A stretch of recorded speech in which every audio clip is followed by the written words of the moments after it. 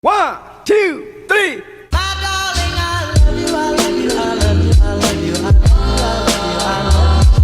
Hey everybody, and welcome back to Cooking with Fe, where we go from the closing table to the kitchen table / the kitchen island. So I am currently re-recording this episode because the first time, let's just say it was horrible. New recipe also. We're not even doing the same recipe. Different recipe. Today we are making eggplant parm, which is a delicacy up in this household, okay? I love eggplant parm. My grandmother used to make it before we ever went vegetarian. She used to make it and it was delicious. The moment we became vegetarian, hit all the stops, okay? It hit all the stops. So let's get started in our redo episode as well as some eggplant parm. All right, so our first step is to get you an eggplant. You need an eggplant for this recipe. Yes, you do. I'm trying to figure out how to do a British accent, and actually sound like the people. And why is this sticker not coming off? There we go. Got it. First step after you de-sticker your eggplant is you're gonna want to, I know it looks weird, but trust me, it's for a reason. You're gonna cut the butt off, and then we're gonna, ooh, I wonder if I could cut this with my left hand. But you're gonna cut the butt off, you're gonna cut the top off, and then we're gonna cut it into slices. Cut it in slices. All right. And then you're going to take your slices, put them in a bowl, set it aside. And now we're going to take all of our slices, put 3. Okay, and now after you got them all sliced up, you're going to hit these bad boys with some salt. This is to, I don't remember exactly what it's called. There's a word for it. That's going to irritate me. Flip them over. To dehydrate, there you go. To dehydrate them a little bit, take some of the juices out of it. A little bit. Sprinkle some salt on both sides. There we go, there we go. And you're gonna sit this aside for 10 minutes. So that's why we did this first. Sit this aside 10 minutes and we're gonna start on everything else. Okay, the next step is you're going to take your breadcrumbs. You can use any type of breadcrumbs you want. Are these not opened?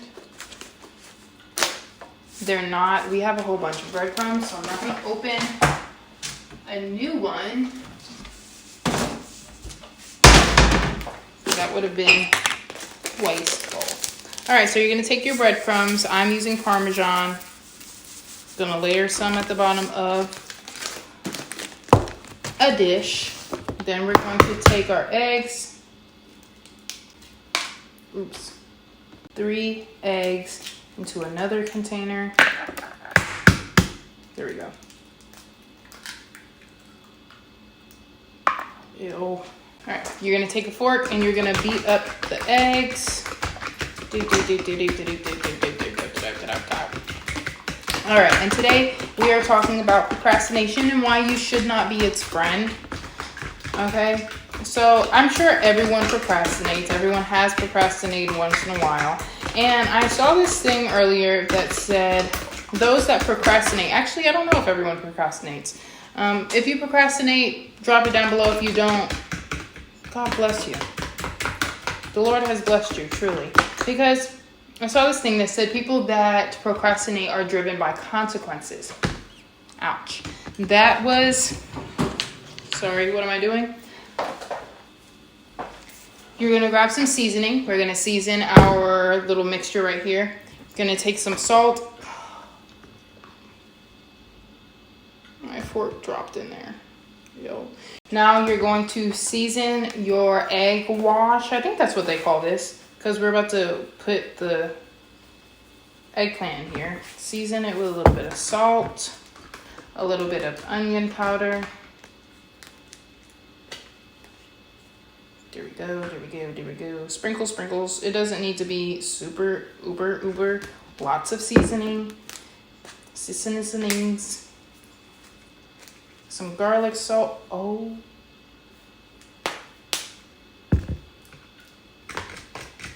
That was a lot.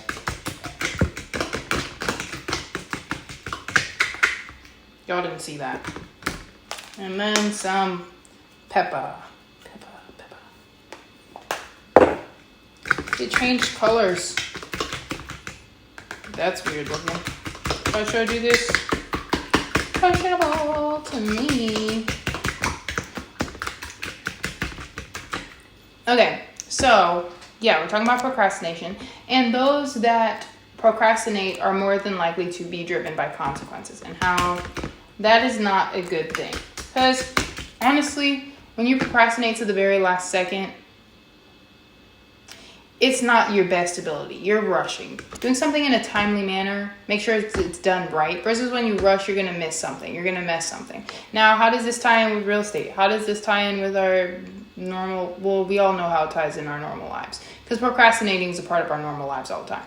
But how this ties into real estate is don't procrastinate when it comes to buying or selling your house. Don't wait for the most perfect market. It's literally never going to happen. It is going to happen, but the chances of you catching the perfect market are like 0.1 out of 10. Okay? Because the market is so wavy, man. The market is so flexible. It's always changing. 1 second we're in a seller's market. Next second we're in a buyer's market. And that house that you wanted to buy that was $200,000 is now $300,000 because you procrastinated and decided to wait for this perfect made up market. Don't procrastinate when it comes to buying a house. Don't procrastinate when it comes to getting your docs in. When it comes to buying a house, when your lender said get this paperwork, get that paperwork in. Don't procrastinate, because next thing you know, we're at the closing. We're trying to schedule closing and and your lender is like, boo, I don't have this, I don't got this, I don't got this, I don't got this.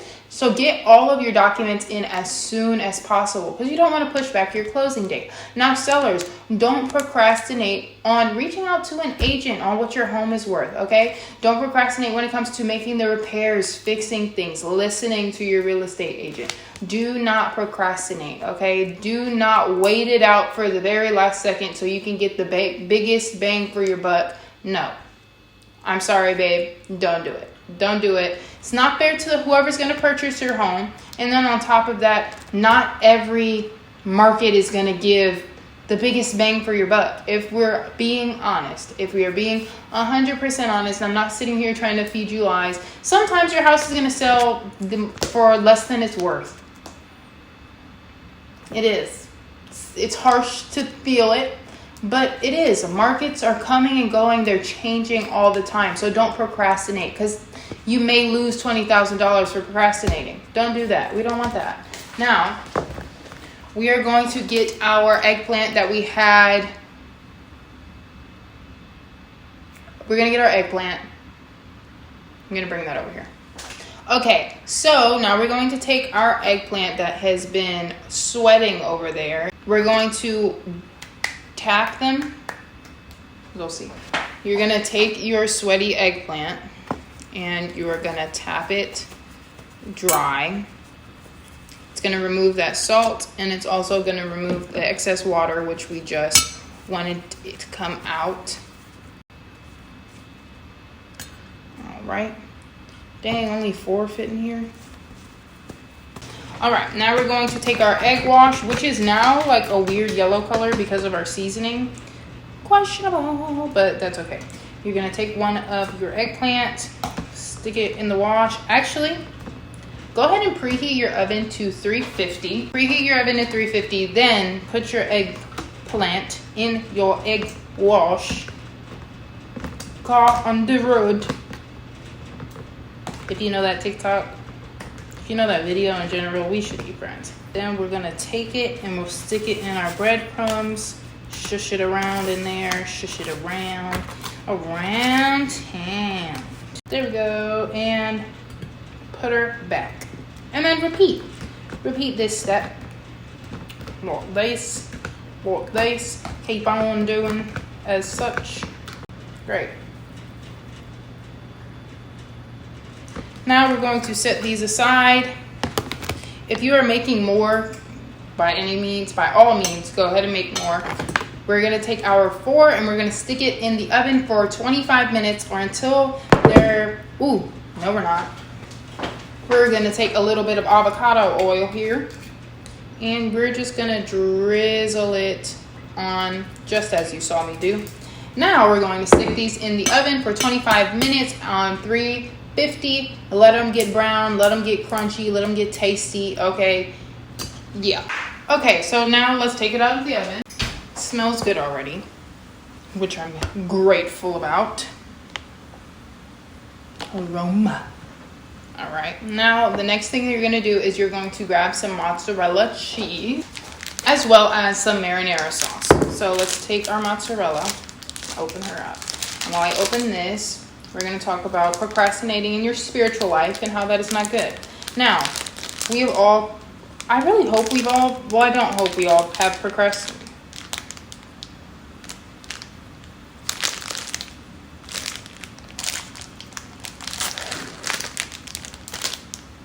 Okay, so, for example, this morning, I woke up at 6 o'clock originally, and I was supposed to do a Bible study, spend some time with the Lord. So what you're going to do take your mozzarella, place it right on top. But as I was saying, this morning I woke up at 6 a.m. I was supposed to get up and spend time with the Lord.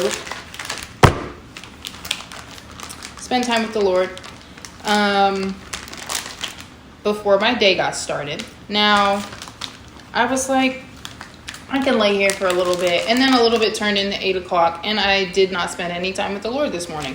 Which, that looks like procrastination. I'm like, I'll do it later on today. And look at my schedule. I am now filming Cooking with Fe. I have to edit this video afterwards.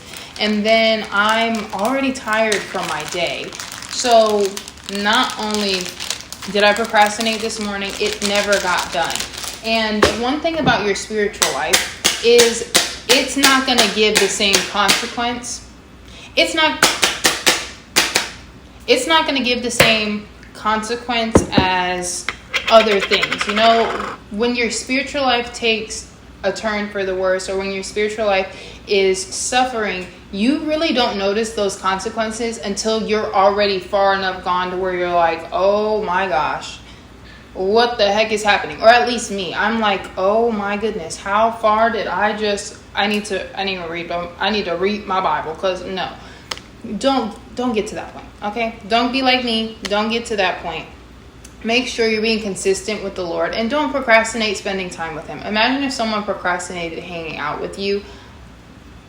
That would be so sad. That would be literally so sad. And Lord, forgive me for doing this to you. I'm going to get better. I'm going to get better. Don't procrastinate spiritual things. If the Lord tells you to do something, do it then. Procrastination, delayed obedience is still disobedience. That is something that I've been taught, that I've learned. Delayed obedience is still disobedience, still treated as such. So don't procrastinate and delay, because that's what it is. Procrastinating is delaying what you should be doing just because it doesn't have to be done right now. If it can be done tomorrow, it'll be done tomorrow. No, don't procrastinate your spiritual life. Okay, babe? Just don't do it. Now, they all melted and stuff already because this was a hot pan. Now we're going to take... Did I mix it up? I didn't mix it up. Shake this up. Take your marinara and you're going to dollop. Really, you should use a spoon. I don't want to grab a spoon. Do a dollop of Daisy. There you go. And we're putting her... I want her to be extra cheesy. So we're going to put another layer of cheese on this bad boy. And you're going to stick her back into the oven for another 15 minutes. And you can eat it just like this. Restaurants serve eggplant parm by itself, but they do sell eggplant parm by itself. But it's better with noodles, in my opinion. So go ahead and get some pasta noodles. I feel like I've been doing a lot of pasta. I like pasta. If you don't like pasta, too bad. So, adding another layer of cheese, and then it's going to go back into the oven for another 15 minutes. and we'll be eating in 10 to 15 minutes. I'm ready for this taste test. Alrighty, we are all completed. I put it on my noodles, which it looks a little bare because the sauce from the marinara sauce from what are we making? What is this? Eggplant parm is supposed to like give life to the rest of the plate, but let's see. Oops.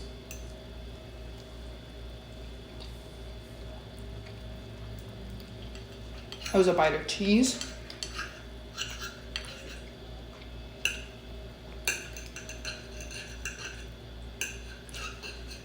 It's good though.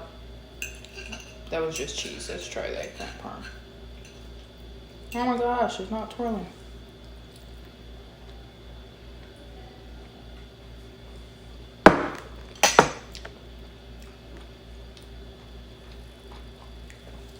Eggplant parm is always going to bust.